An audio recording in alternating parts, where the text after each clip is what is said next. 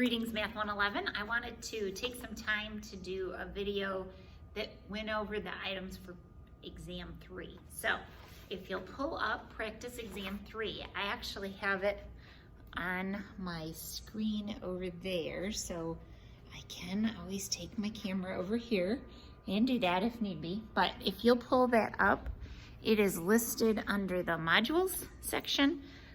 Exam 3, it is the assignment for Wednesday, June 10th. So pull that up and be ready to walk through these. So I really want you to do well in this exam, and practice exams really help. Okay, so first question says, Raul received a score of 64 on a chemistry test for which the class mean was 54 with a standard deviation of 5. So let me start drawing a picture here. Let's see, I guess this is pretty good. So this is number 1. Let me draw 2.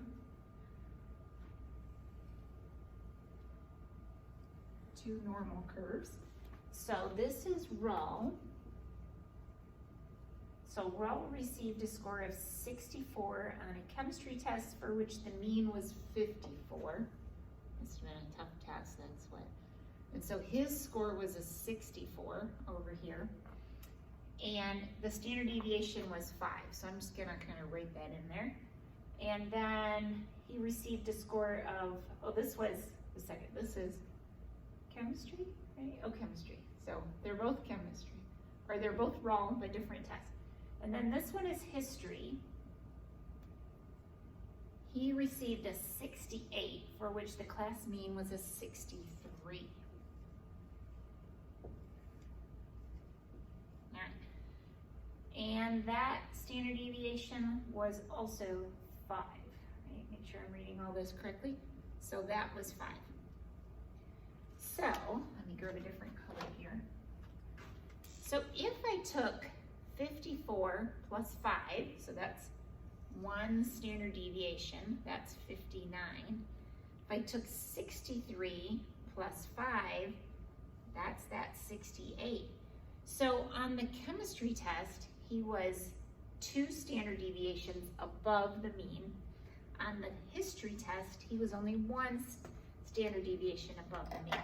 So let's see what the rest of this question is. It says, on which test did he do better relative to the rest of the class? Well, that's chemistry, because his score was actually 2 standard deviations above, whereas on the history test, he was only 1 standard deviation above, okay? Number 2, a vending machine automatically pours soft drinks into cups. Now, some of you have probably never seen a vending machine that does this. Back when I was a young engineer, we had one of these. I didn't write this question, somebody else did, but it actually spit out a cup, spit out ice, filled it with soft drinks, and if the machine was being cranky, it might overflow it, or the ice or the cup might fall, or whatever. So a vending machine automatically pours soft drinks into cups. The amount of soft drink dispensed into a cup is normally distributed with a mean of 7.6 ounces.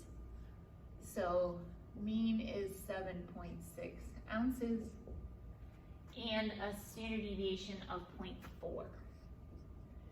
Remember, half the battle is making sure that you know what all these variables mean. What is the probability the machine will overflow an 8-ounce cup? So the probability that X is going to be greater than 8, right? Because X would be my raw value, it's how much pop got into the cup, right? Or pop and ice, probably. So what is the probability that X is greater than 8? Because that's how it would overflow, right? So we have to turn that into a z-score. So we have to find that value. And then really, when we calculate the values to the right, we subtract from 1. So 1 minus the probability that z is less than whatever that value is. So let's find our z value. Z equals x minus mu over sigma. And just a note, this is the point where it's easy to get a little confused about, which form of the z-score do I use? Which formula do I use? In this case, they just said what is the chance a cup would overflow? It doesn't say the average cup would overflow. It doesn't say that, okay?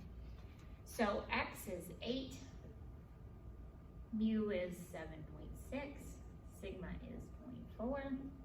Made the numbers easy for myself. So 8 minus 7.6 is 0.4. Divided by 0.4, that's 1. So my Z value is 1. So I put that in. If I look up the probability that Z is less than 1, if I look that up on the Z chart, it happens to be 0.8413. I'm subtracting from 1, so it's 0.1587. Let's draw a little picture, see if this makes any sense at all. So mu was 7.6. My 8-ounce cup would be here. So what is the chance that it's this area to the right? All right. So yes, I would expect it to be less than 50% and maybe significantly less than 50%. So yeah, that makes sense, okay? All right, so number 3. Suppose that X has a distribution with mu equal to 10 and sigma equal to 6. If a random sample taken of size n, find mu sub x bar. Now, this is almost a trick question. I'm going to come over here for a second so you can see my answer written out. Oh, I'm in my way. There we go. That's better. So mu sub x bar is just equal to mu, right? Now, maybe on the test, I might ask you about sigma sub x bar. So make sure you know how those values come together. It's on your formula sheet, so you don't have to worry about memorizing it. It is on your formula sheet. You should be all set. All right, let me erase. And we'll keep going. I could just move my camera around the room. I have lots of whiteboard.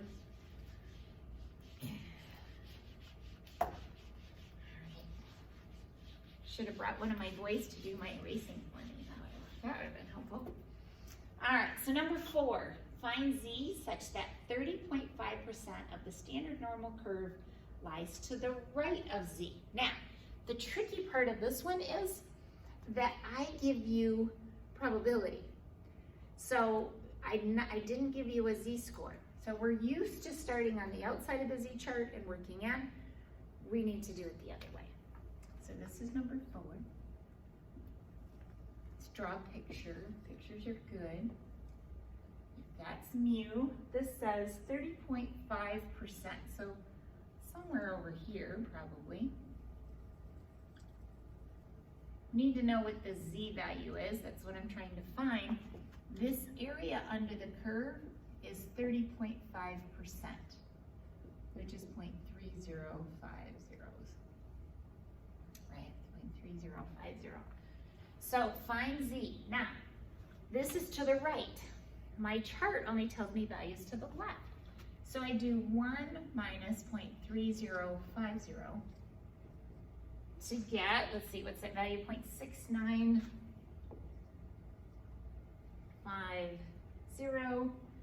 This is what I go look up on my Z chart. I go to the center of my Z chart, find this value, and then go out to the edges to find what the Z value is.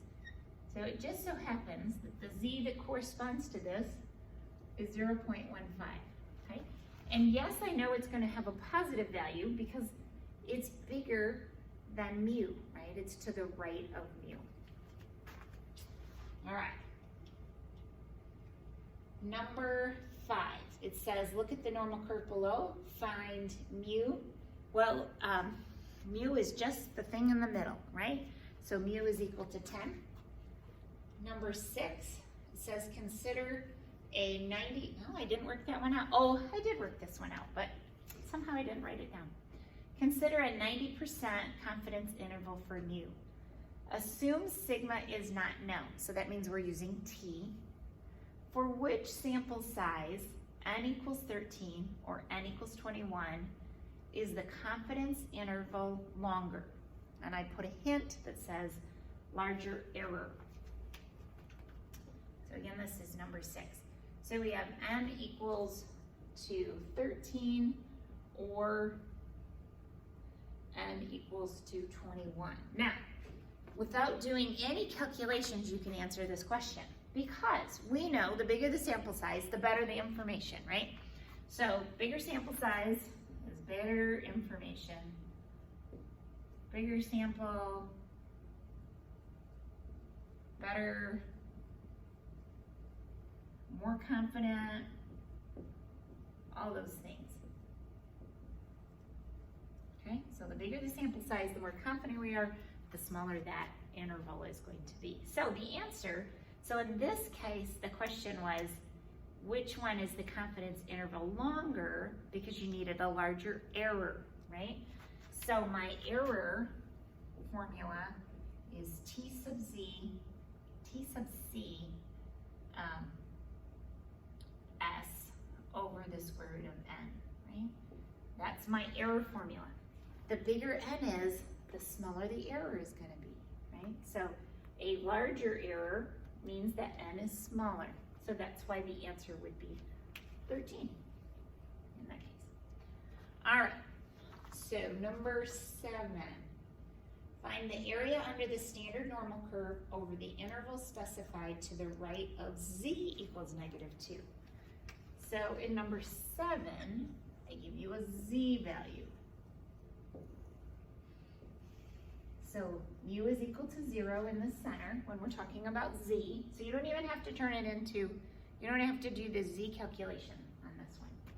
And it says if z is -2, so maybe that's here, it's the stuff to the right. So I want to know this area under the curve for z, so the probability that z is greater than -2 is equal to 1 minus the probability that z is less than -2. So that's equal to 1 minus, I looked this up, probability that z is less than -2, and I find that it's 0.0228. So that is equal to 0.9772. Okay. If you are struggling with how to look things up on the z chart, please let me know, okay? I can do a short video on that, z or t for that matter. I can do a short video to do that if needed. All right, scroll down a bit.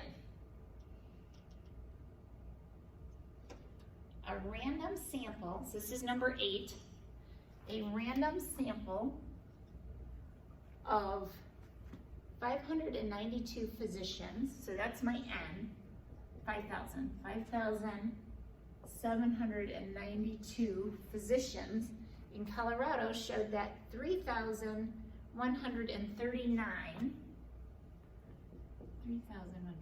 now I know that's R, but when we finish reading the question, then that'll make more sense. Provide at least some charity care, that is, they treat poor people with at no cost. These data are based on information from state healthcare data. Let P represent the proportion of all Colorado physicians who provide some charity. Find a point estimate for P. So, what is the point estimate for P? Right? Well, it's P hat. What is P hat? R over N. That's on your formula sheet. So if you get lost, just pull out that handy dandy formula sheet. And I have no problem with you writing yourself a note that P hat is a point estimate for P. So if we said that, I'm going to rewrite that like this, P hat is the point estimate for P, for little p, right? So what's that value? It is 0.5420, 0.5420. So that's all we're looking for in that question. Okay, number 9 and 10. These are, this one's always, 10 is always the tricky one that nobody likes.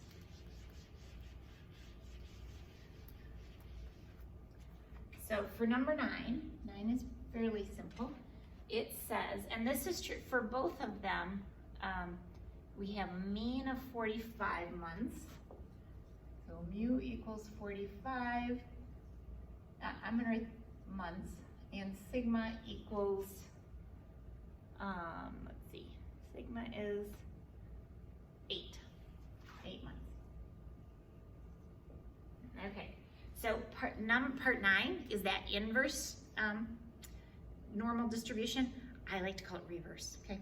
So, says for a quick start company makes 12-volt car batteries. After many years of products testing, the company knows that the average life of a quick start battery is normally distributed with a mean of 45 and a standard deviation of 8 months. So they're both in months.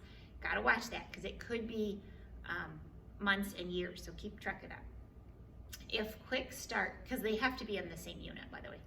If Quick Start guarantees a full refund on any battery that falls within the 36-month period, so that's my X.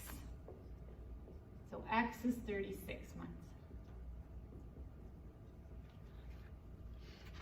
So if it falls within the 36-month period after purchase, what percentage of batteries will the company expect to replace? So we want to know how many fail before 36 months, okay? Because that's what I have to pay for. If it fails after 36 months, warranty is expired, I'm all good. Again, the Z value is the simple one, Z minus mu over sigma. So Z minus mu over sigma, that's 36 minus 45 over 8. 36 minus 45 should be 9, right? Did I do that right? Negative 9 over 8. So 1.125, yep, I did that right, equals negative 1.125. And again, if I drew a little picture, as I like to do, so mu is 45. It's this down here of 36. It's everything that fails before it. That area under the curve is what I'm looking for. That's the probability. So the probability that X is less than 36 months is equal to the probability that Z is less than negative 1.125. And I look it up on my magic chart, 0.1292, 0.1292. So it's 12.92%. Now you'll notice on this practice exam, these are not multiple choice. I've taken old exam, that's what I've used. Every once in a while you see a little plus or minus. Those were my notes I make to myself about how I grade, because I like to be real consistent when I grade, and so those are that's what those notes are. I literally took my answer key and turned it into an exam. All right, so that's number 9. What about number 10? So, and this is that inverse normal distribution. We want to use X equals Z times sigma plus mu. That's the formula we're using. The tricky part is finding the Z, okay? It's not the Z we calculated over here because they're giving us some different direction. If Quick Start does not want to make refunds on more than 10%, so again, if I drew a picture, here's my mu, here's maybe 10%. So 10% is 0.1000, right? So that's 10%. So I'm gonna go to the center of my Z chart and find the number closest to 0.1000. I cannot get bigger. The boss said you cannot make refunds on more than 10%, all right? Cannot. So I go to the center of my Z chart, find the value that's closest to 0.1000 without going over. Sounds like the price is right, right? And I find that Z is equal to negative 1.29. That's my value. So let's plug this in. So X equals negative 1.29 times sigma. What was sigma? It was 8 plus 45. Those are all in months, by the way, because that's what we were looking for. So we get 34.68 months. However, we must round down. Must round down. Must months. So even though that looks like I'd round up, you can't. So it's about 34 months. Okay, so if we didn't like that we had to replace nearly 13%, and the boss said we can only afford to replace 10%, no more than 10%, we would lower that warranty period. And we can mathematically show that. Pretty cool, huh? All right, number 11. If funds between, just a second, let me erase. Can't see my board, can't see my screen very good. So number 11, fawns between 1 and 5 months old in Mesa Verde National Park have a body weight that's normally distributed with a mean of 27.2 kilograms. So the mean is 27.2 kilograms. And a standard deviation that is 4.3 kilograms. Let X be the weight of fawns in kilograms. Convert the X interval to a Z interval. And I'm only asking you to do just part of it. You don't look it up on the Z chart. We're just doing the conversion. So 32 is less than X, which is less than 35. I need to do 2 Z calculations. So this is for 32, this is for 35. X minus mu over sigma, so 32 minus 27.2 over 4.3. This one will be 35 minus 27.2 over 4.3. And when I do that calculation, I get 1.12 and 1.18. So to take this X and turn it into a Z interval, I have 1.12 is less than C, which is less than 1.18. Oh, sorry, it's 181. Sorry, a dyslexic moment there. 81. Okay, let's do that on the calculator real quick, just in case the calculator part is seeming tricky today. So let's do the first one. So I have 32 minus 27.2. And then I am going to hit enter, divided by 4.3.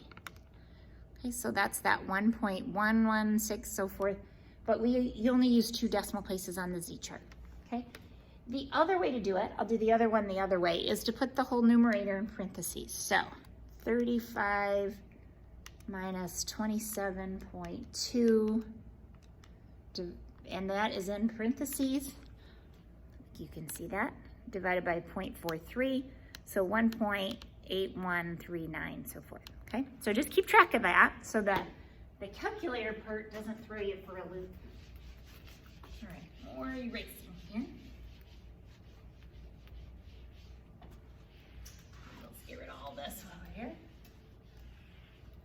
All right, number 12, which of the following does not signify a parameter? Let's go over to my screen for a second so that you can see that number 12. Well, parameters are for population, so those are Greek letters. So that's X bar. So the answer is A. All right, on a practical nursing licensing exam, the mean score is 79. Let's go back over here, or we can work. Actually, I'm gonna pause here because this video is getting long and we'll start again.